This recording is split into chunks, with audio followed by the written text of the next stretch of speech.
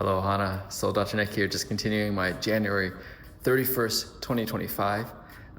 The caretaker of the building just came in briefly. We had a great chat. So that was an interruption. And then as he was about to leave, we were talking about salting the paths. Oh, I got this really intense pain just around where my liver is, lower ribs on the right-hand side. And it's a sharp pain, and it happens every now and then. And I'm saying out loud because I'm not quite sure what it's supposed to represent, because it doesn't feel like it's structural. It doesn't feel like it's anything other than an energetic reminder. The liver that's processing, detoxing, and supporting it, why it's happening sharply at certain points in time, what the wake-up call is. And it's subsiding now already. I'm just putting my finger over it, and I can feel a little bit as I walk. So I just wanted to actually close this up properly and see if there's anything else there, because it is the end of the month, the end of the 12 days. And it was such a reminder as I was chatting to him about all the rules of Strata and all that stuff. And we both said it, I said it, I was like, there are no real rules. These are all man-made rules that we create, and we think that they're law versus it's not universal law. And everything can be bent. And that was my reminder with listening to Tony Robbins. He's like, he was able to get a bank loan with nothing for the equivalent of $12,000 today. And most of the banks said no to him. So let's not be wrong. Like, it was almost impossible. He realized when you actually need money, it's impossible to get money. But someone believed in him enough that it was worthwhile. And he was able to go to that Jim Rohn course, and he's able to learn and then develop. And then he's like, it was every single penny he could imagine. So he took in every single word. And so it's just interesting to notice these moments whenever rules feel like they're being broken, whether it's completing a 500-piece puzzle with some help at 4 years of age in a couple days, or it's even being alive right now. Like, I realized I had to go through my own dark night of the soul, and I may go through other ones. And every time I go through, it may be a reminder. I look forward to it someday doing a darkness retreat. It's like, I'm choosing to go through a dark night of my soul, literally. And that's part of it sometimes. It's being humble enough to know when I'm stepping into medicine, I have no idea what's coming out the other side. And still being willing to dive into those journeys. And even when I judge myself going, oh, I could have journeyed further, it's like, that was the journey for right now. And so this next month, we are going to be launching the site soon. Actually, no, the site's already live, Ohana Sage. And we're not promoting it much because we're still finishing up the booking side of things, because I really want to get it clear when people are booking these calls with either Marek or myself, what the point of it is. Getting really clear on making the most value for our time together. And then from there, sharing it and actually having people come through. And my intention, my goal, my target is at least 10 clients signed up before the end of March. And it's whether it's signed up for a private soul immersion or whether it's signed up for the retreat that we're creating with most likely XXCam.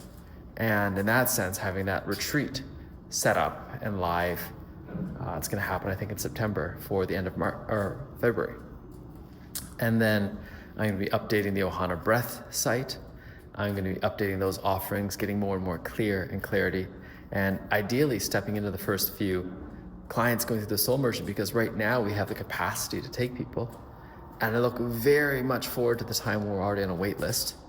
And then it really inspires us to say, okay, how do we want to do this? How do we expand the team in a way that serves? How do we bring people on really consciously? How do we bring people on and notice when things go well and when things don't go well? How do we hire really smartly? How do we invite people in at their current rate versus looking at things and not understanding the full model without having to explain everything right away? I don't need to explain everything to everybody right away, because part of it's creating the evidence that's working first. And so talking with my team about that, you know, how best to frame these things. Because pretty soon it's going to go from how do we acquire the clients we want to acquire to how do we acquire the team members to deliver to the clients that we already know. Because I know that I could deliver it, and I want it to not be all about me. Because it doesn't always have to be about me. It doesn't always have to be about me. And then how to make space for the moonshots right? Even expanding biological family, even spending more time with family, even be able to take a month or two off and keep developing, even able to, invest in other technologies, supplements, modalities, and then bring them in as complementary tools. And that's part of it, watching the man that Alex worked for. And he's on Sports Illustrated, and he's doing his own crazy challenges. Amazing. He could be another potential mentor as well. Amazing. And just breathing with that. Breathing with that. Because part of it is noticing that I want to have clientele. I want it to be luxurious, and I don't want luxury to be the number one thing. And I don't think it is with the other ones, but that can be the perception. And that's just on my own judgment. So, what else is there to say that is of value? Incandescent lighting. Looking forward to that coming back as well. Looking forward to building co-living spaces and playing with that and learning how to live with others and who to choose to live with, how to interact, knowing that there will be challenges there too. Where to live in the world, where to travel in the world, how to create spaces. Right now, one of the things that is more time sensitive is creating the space for myself and my beloved to go on a 1-month journey somewhere outside of North America to see a different form of living, a more natural form of living, maybe. And I think Japan may be one of those first places to go to. And breathing and letting it go. First is crossing the border. So in February, we're definitely going to cross the border for the first time as a family. And then after that, the whole world opens up.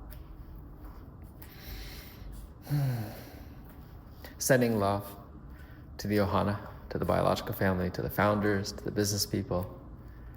Sending love to all the consciousness, all the spirits, all the beings that are helping out.